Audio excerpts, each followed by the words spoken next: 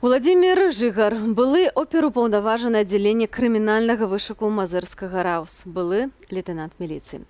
Усяго за некалькі месяцаў яму давялося прыняць прадыктаванае сумленнем рашэнне сысці з міліцыі, стаць ахоўнікам Светланы Ціханаўскай, адчуць на сабе злосць сваіх былых калег і нават пабываць у жодзінскай турме. І сёння з намі ў студыі Уладзімір. Добрый вечар, Уладзімір. Добрый вечер. Як вы дайшлі да таго, каб сысці са службы, якой, напэўна, прысвяцілі шмат гадоў свайго жыцця? Ну, я проработал неполных 5 лет в органах внутренних дел. Сначала был сотрудником изолятора временного содержания, потом уже оперуполномоченным уголовного розыска. Ну, понимаете, уйти с милиции в такую ситуацию, ну, невозможно идти на компромисс с собственной совестью. Што было такой апошняй кропляй? Это конкретно вот последние капли, когда я начал, скажем так, помогать активистам «Страны для жизни», еще будучи сотрудником милиции. Закованно. Это да, это было опасно, но я не мог иначе уже поступить. То есть последняя капля это было после задержания Сергея Тихановского в конце мая 2020 года. По всей стране прошла такая волна репрессий. И она, увы, зацепила и Мозырский район. И там административные дела были фактически полностью сфальсифицированы на блогера YouTube-канала «Мозырь для жизни» и на фермера, который давал интервью Сергею Тихановскому. Я видел эти материалы, и смириться с этим я уже не мог. Вы сышлі. Што вы адчулі на сябе? Як рэагавалі вашы ўжо былыя калегі? Ці яны вас падтрымлівалі, ці зараз маеце з імі сувязь? Тогда они в основном стыдливо опускали глаза, ведь я им объяснял, что в любом случае пройдет, ну, может быть, там, 9 будет это августа, может потом. У каждого человека есть биологические часы в любом случае. И они у кого-то закончатся раньше. И потом придется отвечать по закону. Но многие опускали глаза, потому что они уже фальсифицировали эти материалы. Мне никто не... Ну да, говорили, что молодец, некоторые так тихо. Но в основном просто молчали, потому что меня фактически уволили с милиции там за 2-3 дня. То есть я, наверное, один из первых сотрудников милиции в целом в Гомельской области, кто смог уволиться по соглашению сторон. И сейчас контакт, ну, этого я сказать не могу. Поддерживаю контакт с ними сейчас или нет. Я разумею. Давайте пойдзем далей. Пасля таго, як вы сышлі, вы трапілі ў каманду Светланы Ціханаўскай, дзе ахоўвалі яе на мітынгах. Да. Як гэта выглядала, як вы перадухілялі правакацыі, бо я ведаю, што такія спробы таксама былі. Што да, были провокации. Ну, естественно, сначала мы просто занимались, то есть разбрасывали, распространяли агитационный материал. Я старался помогать активистам Мозыря и Мозырского района, потому что там много у нас было активистов с разных маленьких городов, мы собирались, то есть я смотрел за безопасностью, чтобы, скажем так, нас, мои бывшие коллеги, не встретили где-нибудь. Вот. И уже потом в последующем в Речице, в Минске дважды и в Гомеле я охранял Светлану Тихановскую. В Гомеле была провокация, которую мы знали, что эти люди будут. Это должны были быть несколько человек с мегафоном. И только Светлана Тихановская вышла на сцену, сразу же 2 человека подняли мегафон и начали кричать. Я там не могу точно сказать, что именно. Мы быстро с товарищами среагировали, пресекли эту провокацию, то есть не применяя никакой физической силы, то есть морально на них начали давлеть, и в конечном итоге я их вывел. Это вот было в Гомеле. В Речице как таковых провокаций у нас не было, у нас было только то, что... По мнению властей, мы неправильно поставили сцену, ее пришлось там буквально в течение 15 минут все перенести.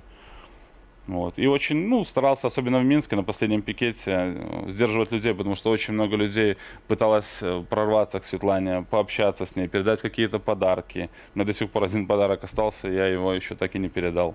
Спадзяецеся, што яшчэ будзе магчымасць? Ну, я более чем уверен. Пасля таго, як былі абвешчаны вынікі выбараў, вы прыехалі ў Менск. 9-го вы былі ў Менску. Так. І 10-го вас затрымалі, завезлі. Да. Раскажыце, што адбывалася, як вас, былога міліцыянта, таксама затрымалі, не адпусцілі і адносіліся к вам горш, чым да іншых, ці таксама? Ну, кстати, Мы приехали в Минск в ночь с 6 на 7, потому что в Мозыре началась зачистка активистов, которая уже тогда проходила по всей республике. Задержали 3 активистов, и мы еще с одними, там, с 2 парнями приняли решение, что надо уезжать. Мы уехали в Минск, 7 числа встретились в штабе со Светланой Тихановской, с Вероникой Цыпкало, пообщались. И уже потом, ну, скажем так, мы залегли на дно в одной из съемных квартир, которую сами сняли в Минске. И 9 мы находились на стеле, то есть непосредственно передо мной проезжал этот автозак, который, ну, это конвойная машина, которая давила людей. И я могу сказать, что тогда сотрудники милиции, там не было плана кого-то задерживать. Там просто шел такой зачистка, конкретная зачистка должна была быть. Там просто такое чувство, что они шли нас убивать. И вот это было непонятно, потому что ты смотришь на это все, и такое чувство, что ты находишься в каком-то кино. И это кино, ну ты и участвуешь в нем. И эти все взрывы, сначала они немножко тебя деморализуют, но потом ты к ним привыкаешь, и ты на них не обращаешь внимания. И уже 10 числа в съемной квартире к нам ворвался губопик, приставивший нам в голову пистолеты. Осмотрели всю квартиру, у нас ничего противозаконного не было, то есть никак вообще нас ничего не связывало с какими-то политическими моментами, которые происходят в стране. Ну, нас завезли опять-таки в губопик в Минске, там какой-то руководитель сказал, что мы не представляем интереса, передайте их ОМОНу. Тут нас просто завозят на стелу, передают ОМОНу, ОМОН садит в машину и в последующем уже отвозит в Ленинский РУВД, где, да, сотрудники поняли, что я милиционер, потому что у меня был пропуск в Академию МВД и там еще некоторые нюансы. Нельзя сказать, что они относились лучше, или нельзя сказать, что они относились хуже. Милиционеры, которые находились непосредственно в райотделах, они все понимали. Вы знаходзіліся, колькі суток вы отсидели? 4 Ці суток. вас моцно били? Нет, меня не били, но это было просто, не знаю, наверное, просто какая-то случайность. Потому что вот они выстраивают коридор, ты по нему пробегаешь, то есть впереди человека бьют, а пока замахиваешься, ты успеваешь пробежать и не бьют. Ну, не попадали по мне. То бок трэба было ведаць, як захаваць сябе ў такой сітуацыі. Уладзімир, зараз вы знаходзіцеся ў Польшчы. Да. Чаму вы з'ехалі і хто вам дапамагаў? Альбо дапамагае? Мы с женой выехали сперва в Киев, а потом уже выехали в Польшу. Выехали просто потому, что после того, как я освободился, мне рассказали мои бывшие коллеги некоторые, что пошел слух, что меня задержали в Минске с оружием, с деньгами, с рациями какими-то. И я, мол, по уголовной статье должен сидеть. А тут я пришел приносить передачи ребятам, которые задержаны были в Мозыре, потому что я не ожидал от своих бывших коллег в Мозырском РУВД такой жестокости, это даже не жесткости, это именно жестокости по отношению к белорусам, потому что многие мне говорили, что если дойдет до того, что надо будет бить людей, мы бросим щиты, мы бросим палки, мы кинем эти удостоверения и уйдем с милицией. И потом в один прекрасный день активиста Мозырского Руслана Парфенова, которого до этого задерживало КГБ, но его там отпустили, это была просто оплошность системы. Его выпускают, он сутки находится на свободе, и потом он только успевает мне позвонить утром, что меня задерживают, я не понимаю почему, то есть передай всем остальным. Потом я обратился к правозащитному центру «Весна», нам помогли выехать в Киев, где нам помогла фонд «Байсол». После чего уже мы приехали в Варшаву, и здесь нам, естественно, помогает Центр белорусской солидарности, за что им огромное спасибо. И юридически, и морально.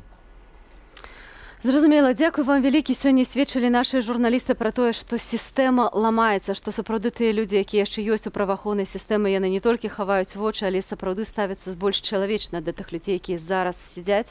Там мы будзем сачыць і будзем спадзявацца, што ваш прыклад і вашыя словы, вашыя звароты пачуюць вашыя калегі. Дзякуй вам вялікі за размову.